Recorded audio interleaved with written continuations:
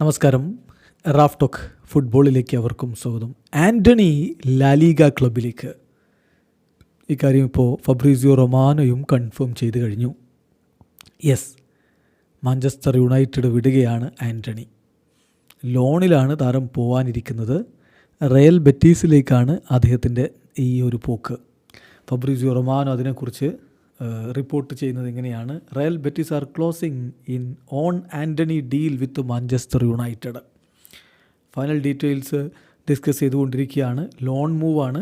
Until June, അതായത് ഈ season അവസാനിക്കുന്നവരെയുള്ള ഒരു ലോൺ ഡീലാണ് ഇവിടെ പ്ലാൻ ചെയ്യുന്നത്. No option clause currently included. ഇപ്പം ബൈ ചെയ്യാനുള്ള ക്ലോസോ അങ്ങനെയുള്ള കാര്യങ്ങളൊന്നും ഈ ഡീലിൽ ഇപ്പോൾ കറൻ്റ്ലി ഇൻക്ലൂഡഡ് അല്ല എന്ന് പറയുന്നു. എന്തായാലും ആൻ്റണി പുറത്തു പോകാനുള്ള ഡോർ ഓപ്പൺ ചെയ്തിരിക്കുകയാണ്. മാഞ്ചസ്റ്റർ യുണൈറ്റഡ്, അദ്ദേഹത്തിൻ്റെ സാലറിയുടെ ഒരു ഭാഗം മാഞ്ചസ്റ്റർ യുണൈറ്റഡും കവർ ചെയ്യുന്ന രൂപത്തിലായിരിക്കും കാര്യങ്ങൾ മുന്നോട്ട് പോവുക എന്നാണിപ്പോൾ ഫബ്രീസിയോയുടെ റിപ്പോർട്ട്. നമുക്കറിയാം, സാവോ പോളോയിൽ നിന്ന് അയാക്സിലേക്ക് എത്തി, അവിടെ മികച്ച പ്രകടനം നടത്തി.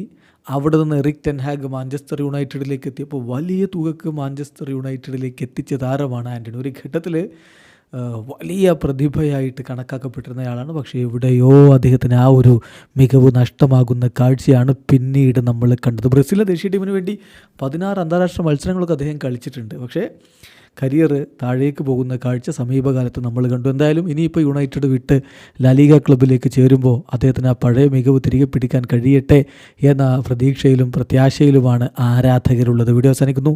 ഫുട്ബോൾ ലോകത്ത് കൂടുതൽ വിശേഷങ്ങളുമായി റാഫ് ടോക്സ് കൊണ്ടുവരാം.